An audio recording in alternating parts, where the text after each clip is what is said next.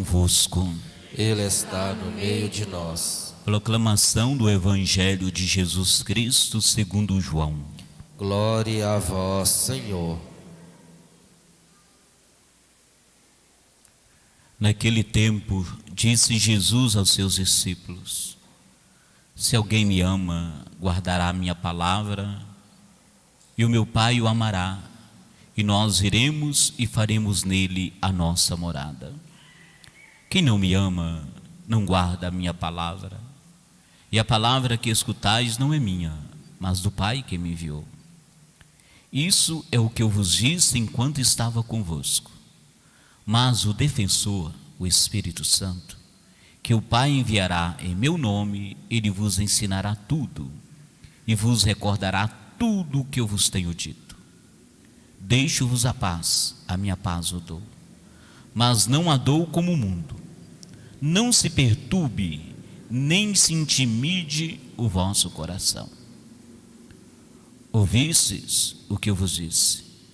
Vou, mas voltarei a vós. Se me amasseis, ficaríeis alegres, porque vou para o Pai, pois o Pai é maior do que eu. Disse-vos isso agora, antes que aconteça, para que quando acontecer, vós acrediteis. Palavra da salvação. Glória a vós, Senhor. Aleluia, aleluia. Aleluia, aleluia. Aleluia, aleluia, aleluia. Aleluia, aleluia, aleluia, aleluia. Meus irmãos e irmãs, nós estamos no último domingo da Páscoa, último domingo antes da Ascensão, que encerra a presença física de Jesus na terra.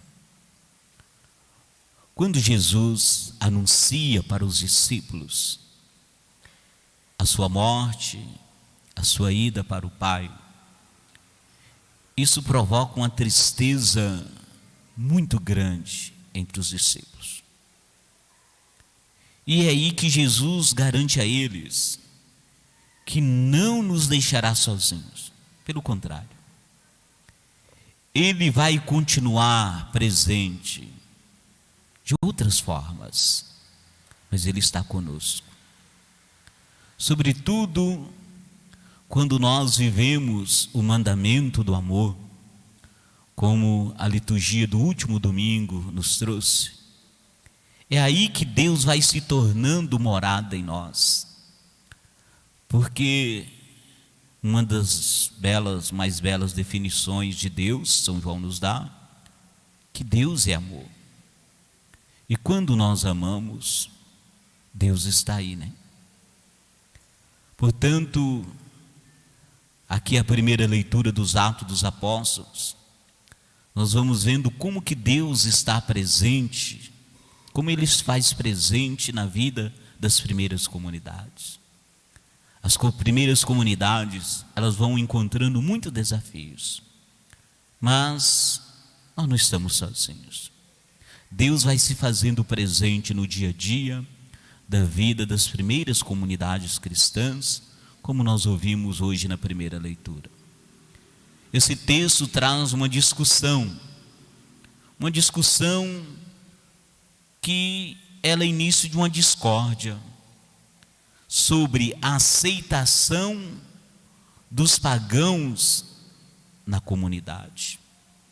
Existiam dois grupos iniciais entre os cristãos. Um era dos judeus convertidos ao cristianismo. O outro era o grupo dos pagãos, ou seja, quem não era judeu era considerado pagão. Então há uma discussão.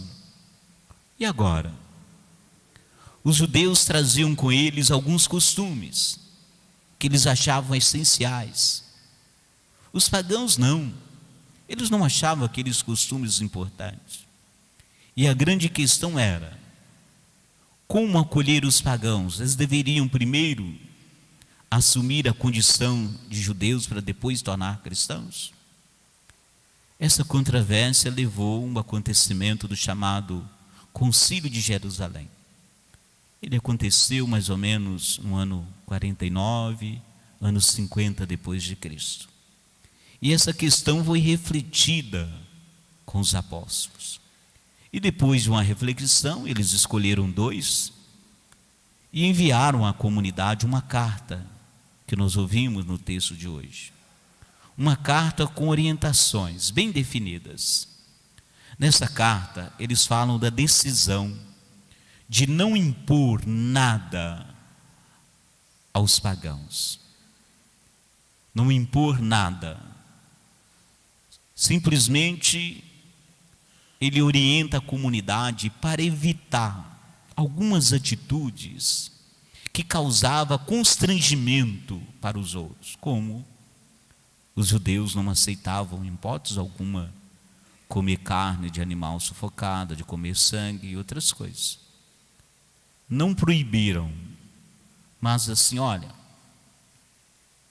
se tem alguma coisa que desagrada, é melhor evitar, para não trazer constrangimento. E o texto termina dizendo que nós e o Espírito Santo assim decidimos. O Espírito Santo em nós.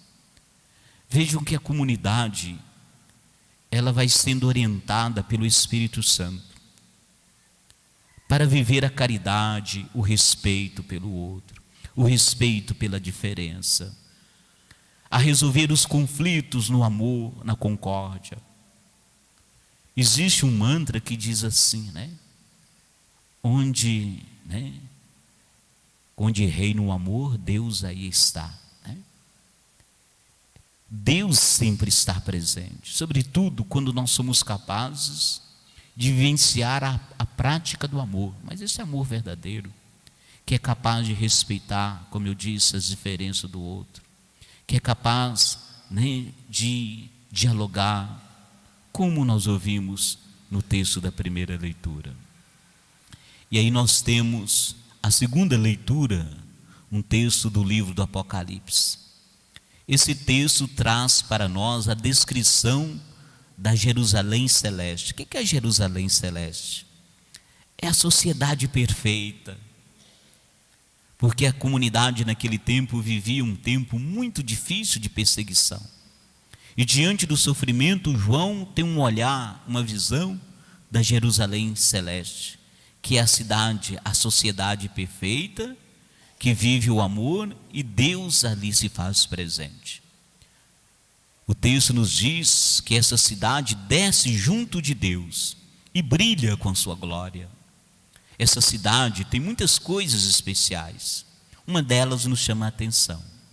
Diz o texto que nela não há templo, nem sol e nem lua.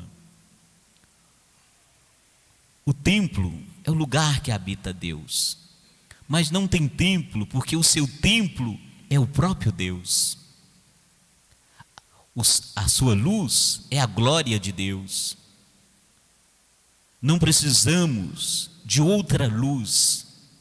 Nós não precisamos nem sol, nem de lua, nem de estrela. Porque o Cordeiro, porque Deus ilumina essa grande cidade que é a vida de todos nós. Portanto, Deus habita em nós. Nós somos morada dele. Deus é a luz maior. Essa certeza de que Ele está conosco, que Ele caminha conosco. Por isso que o nosso salmo é um salmo de ação de graças. É uma súplica, um pedido de bênção. É um salmo que fala do reconhecimento da presença de Deus em nós. Um Deus que cuida de cada um de nós. Esse Deus está presente na nossa caminhada.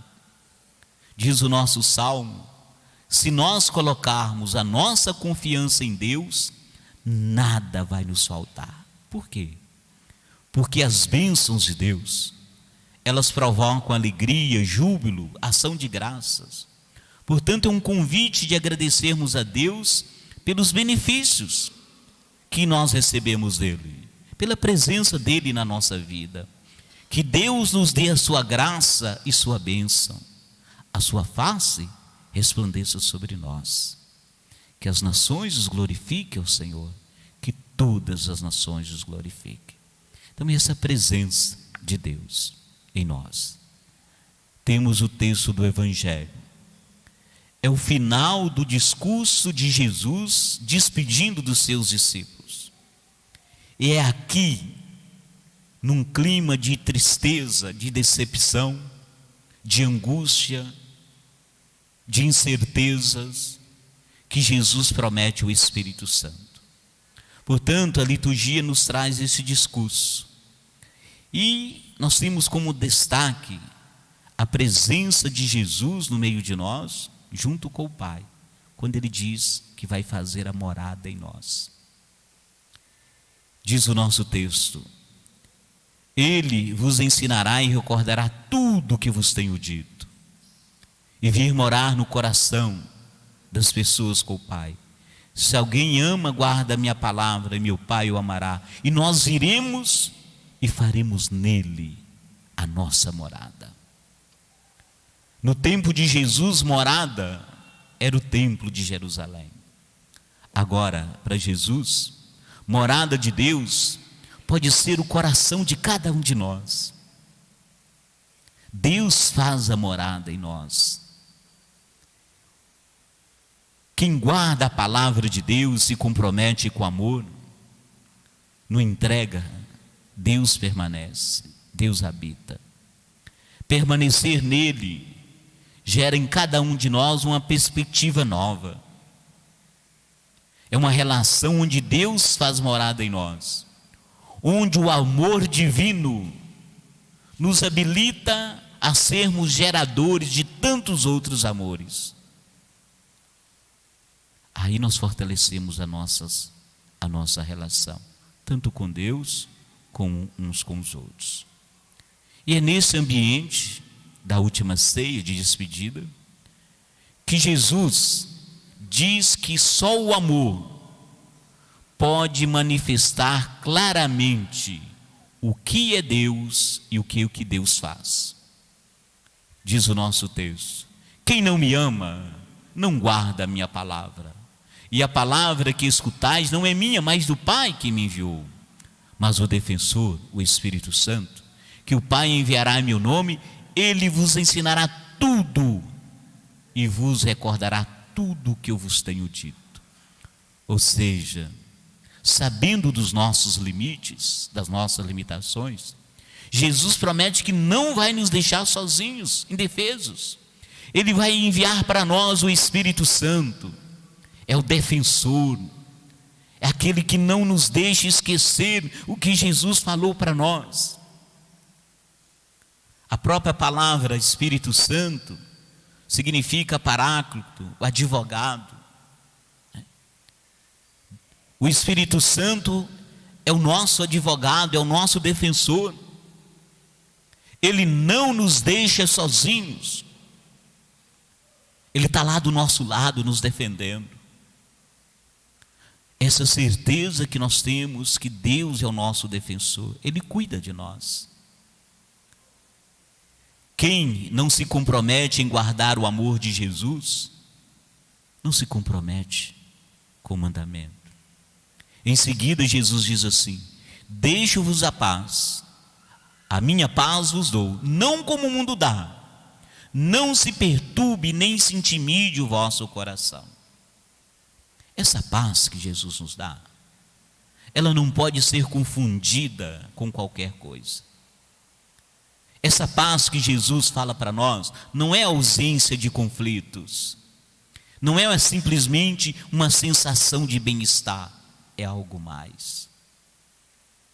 Segundo o Evangelho de João, paz é o grande presente que Jesus nos dá. Não é qualquer paz, não é paz de qualquer jeito. Não perturbe o vosso coração, não intimide. Um coração perturbado, um coração intimidado, um coração medroso, que não tem paz. E às vezes tantas coisas que nos tiram a paz. Por quê? Porque o nosso coração está perturbado. ele tem intimado, né? Intimidado por muitas coisas. Mas é interessante lembrar que essa paz que Jesus nos dá é uma paz que nos dá coragem, que nos dá força, que deixa a gente tranquilo, forte, mesmo diante da adversidade. Nada tira a minha paz. Não é porque eu sou insensível, é porque eu sou confiante, é porque eu acredito que Deus está comigo, que Ele habita em mim. Aí nós podemos viver um coração de paz verdadeira. Para fazermos parte, né? E eu gostaria de retomar aqui essa palavra que Jesus fala, né? Fazer morada. Viremos e faremos morada. Fazer morada lembra moradia. Morar tem a ver com casa, com nosso lar. A casa é o lugar das relações. Os sentimentos moram na casa. Eu fico pensando que para fazermos experiência de morada de Deus, antes é preciso estar bem na nossa morada, que é a nossa casa, que é a nossa família. Como estão nossas relações dentro da nossa morada? A que distância nós estamos de quem mora conosco na mesma casa? Deus diz que vem, Jesus fala, vem fazer morada. Morada é presença. Mas às vezes nós estamos na nossa casa, numa mesma casa, e a gente está tão distante do outro. Os pais estão tão distantes dos filhos, os filhos estão tão distantes dos pais. Às vezes um casal está tão distante do outro. Isso numa mesma casa. As distâncias é preciso cuidar, porque as distâncias dentro da casa, de casa, de repente ela não tem volta mais. A gente vive tanto drama dentro da nossa casa porque a gente está tão distante do outro. E se a gente vai aumentando distância, infelizmente chega um momento que não tem volta. Porque as nossas relações vão ficando distantes, frias. De repente a gente tem tanta facilidade hoje de comunicação, né? Tanta facilidade. E às vezes a facilidade que a gente tem das redes sociais nos distancia. Interessante que hoje, 22 de maio, né? Se comemora o Dia Internacional do Abraço, né? O abraço é aquilo que nos aproxima, né? E talvez a própria pandemia, ela já nos ajudou a distanciar, né? E quanto que é importante um abraço, né? Ser presença na vida do outro. Quanto que isso é bom. Deus mora conosco. Deus mora nas nossas relações. Penso que se há um lugar que Deus se manifesta de maneira tão bonita, são nas nossas relações, todas elas, aquelas relações bonitas que temos. Vivendo bem em nossa casa, já estamos vivendo a eternidade. Acredito que cada vez mais nós precisamos nos aproximar uns dos outros.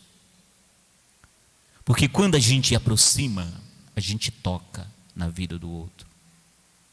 Não é quantidade que eu estou falando, mas como que nós fazemos diferença na vida daqueles poucos que moram conosco, ou mesmo que são próximos de nós. Eu digo, cuidemos das nossas distâncias. Elas não podem, de repente, como eu disse, elas não podem não ter volta. Cuidemos para que sejamos presença, morada na vida do outro todos os dias. Porque, na verdade, todos nós somos moradas divinas. Porque o nosso verdadeiro ser é o que há de Deus em cada um de nós. E há um pouco de Deus dentro de cada um de nós. Deus anda abraçado conosco. A sua graça banha todo o nosso ser, todo o nosso agir. É nas nossas entranhas mais profundas que Deus toca. Deus toca com sua bondade, Deus toca com sua ternura, Deus toca com a sua misericórdia. E essa experiência gera compromisso de vivermos a bondade, de vivermos a ternura, de vivermos o respeito, a misericórdia uns com os outros. Deus habita em nós, Deus faz morada em nós, Deus se faz presente em nós. Que nós sintamos essa presença e sejamos também presença, que sejamos amor na vida de todos aquelas que nós nos relacionamos no dia a dia. Porque a bondade de Deus, a ternura de Deus se faz presente em cada um de nós. Acreditemos, Deus nos abraça, Deus habita, Deus é presente na vida de todos nós. Acreditemos e confiemos. Professemos a nossa fé.